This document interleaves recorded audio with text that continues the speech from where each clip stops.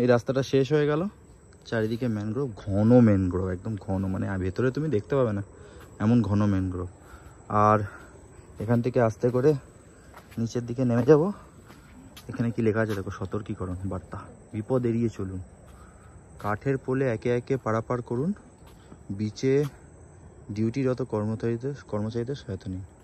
মানে এই কাঠের পাটাতনটা ভাঙতেও পারে, হিসাব তো তাই বলছে। একে একে যাওয়া মানে হচ্ছে কাঠের পাটাতনটা যে কোনো মুহূর্তে ভাঙতে পারে, বিশাল রিস্কি। মানে জিনিসটা দেখো, শুধু খুলে খালে গেছে সব, বাঁশগুলো দেখো ভেঙে গেছে। আর এই যে ম্যানগ্রোভের জঙ্গল,